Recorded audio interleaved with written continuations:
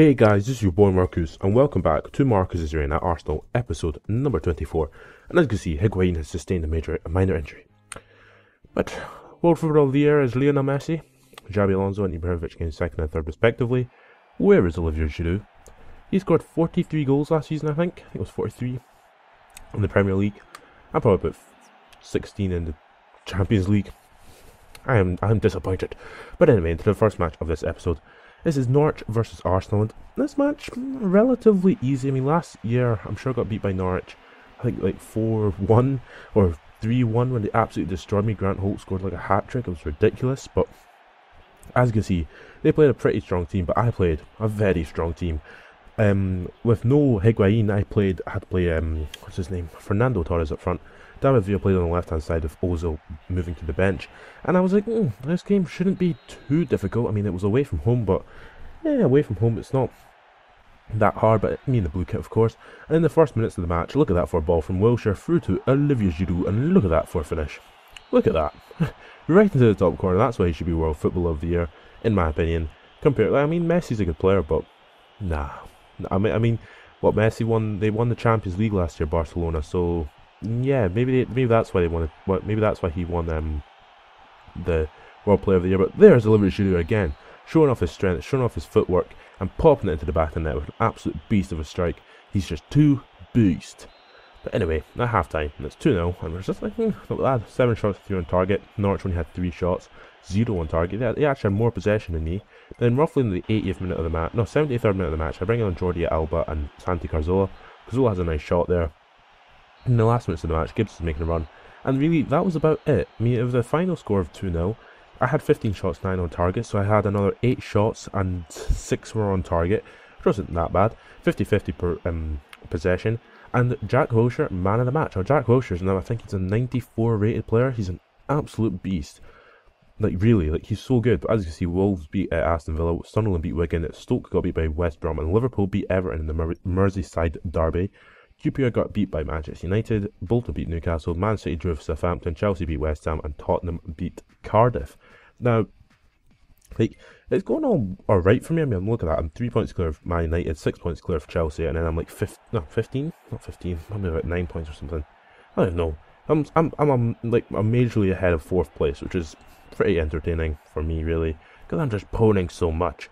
But into the next match of this episode. There's only 3 matches in this episode because I want to get through the season relatively quickly, but in as many episodes as possible because I love doing this series. But it's Arsenal versus Sunderland, and Montoya started, Randall started, Villa started as well, Ozil started, Wilshere, Ramsey. Like, it was a pretty decent team. But I mean, Sunderland, like Bramble at the back, I automatically should be given the win, but Bramble is like an 81 rated centre back in this game, which is a bit ridiculous. But I kicked off, of course, it is at the Emirates Stadium, and in the 40th minute of the match, play a great free ball through to David Villa, and Myler's the only one coming back. Mignelli makes a really good save. It comes back out to Jack Wilshere. Wilshere gets a shot away. Mignelli makes another good save. Giroud can't get it in, and Mignelli gets it eventually. So at half time, it's 0-0, and it's like, I mean, I've had 7 shots, 4 on target. They've had 3 for 1. They actually have more possession than me, so maybe I don't deserve to be ahead. But in the 49th minute of the match here, Ozil on the left-hand side passes it back to Vermaelen, who stayed up from the corner kick. And look at that for a finish from the centre-back. For a deserved 1-0 lead, I would say deserved, because we had been pressuring them a lot. But in the 76th minute here, Ramsey on the ball. Villa makes a great run. Ramsey plays it through to him. And Villa through on goal. And look at this for a cool finish. Look at that. Across the floor. Fantastic little finesse shot into the bottom corner. And 2-0. That was it. That was it. Nice and easy. Nice and simple. The way you do it is you just try your best and you pwn. But as you can see, 14 shots, 9 on target.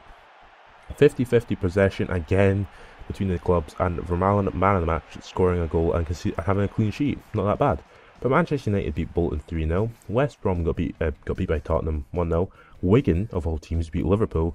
And Stoke beat Wolves.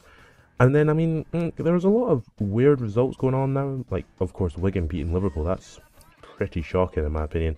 But as you can see, I'm still 3 points clear. It's like poning. But into the final match of this episode, and I think it's the final match of the Champions League before we go into the January transfer window, which is next episode. no, not next episode. It's the end of December, start of like very start of the January transfer window. But Champions League music is going to be blaring out any second now. And it's just like Arsenal versus Parma. I mean, Parma, they're not difficult, but they can cause me several problems if I don't defend my best. I mean, Oxlade-Chamberlain there is starting this match, but there are several players who, like Higuain's back, of course, big Higuain, big Super Saiyan Higuain, he scores when he wants. Jack Wilshere, captain, absolute beast. I may or may not change the kit again. I might make it a complete yellow kit. I mean, the white of the Fly Emirates might not be able to actually be seen, but you know what? I might change it. I'm only got another episode before. I'd say probably about an episode left before going to the January transfer window anyway, and I changed it in the first season in the January transfer window. But there's Big Den Nielsen, who used to play for Arsenal. Prick.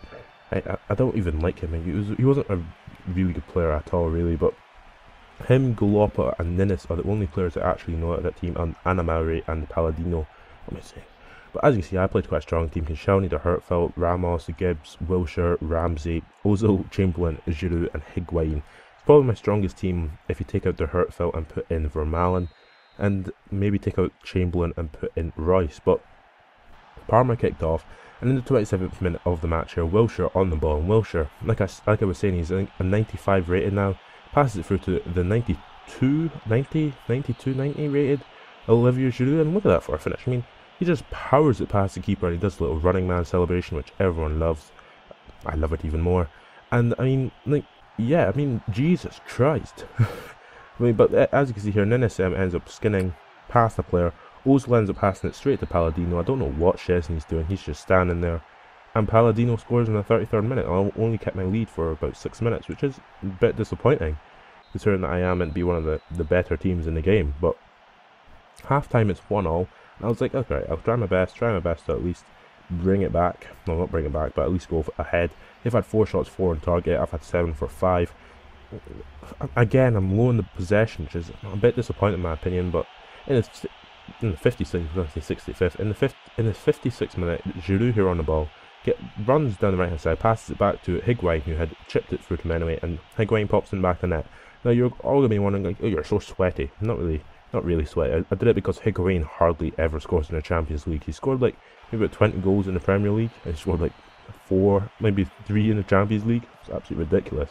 But from a free kick, they end up getting it, like, it was so scrappy, but they end up actually scoring with Rossi. I think he's the right midfielder, and I was just like, like, so 2-2, 70 minutes on the clock, and I was like, right, I'm gonna have to at least try. But I mean, with me losing this match, me drawing or losing this match, I would actually allow PSG to actually go out, which would benefit me in the long run.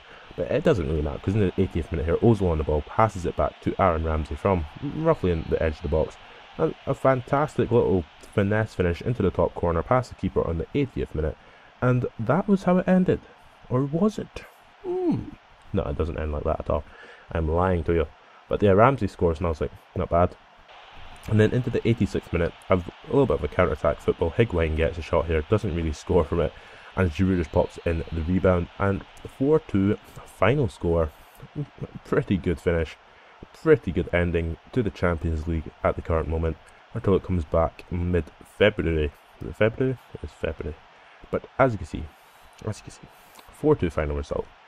And the stats don't lie. The stats basically are in my favour completely. 15 shots, 12 on target. But Parma did have 10 for 8, which is pretty impressive.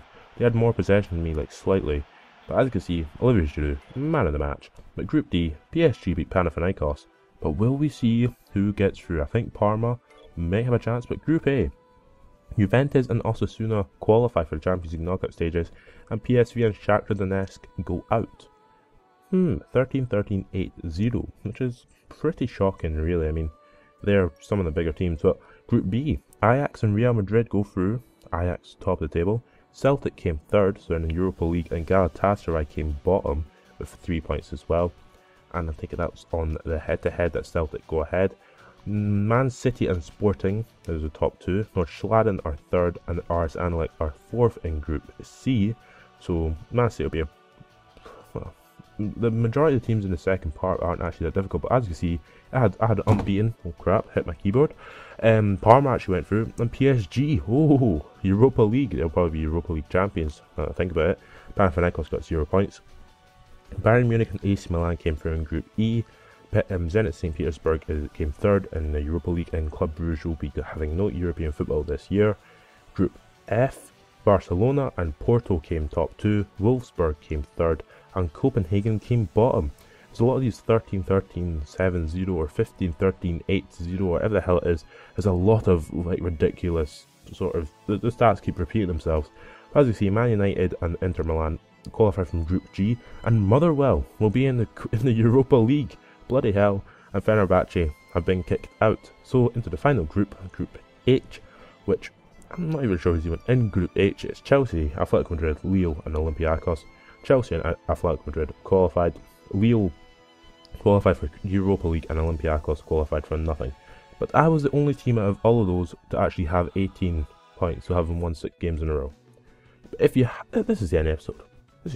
So if you have enjoyed this episode, subscribe to my channel for more, and catch you later.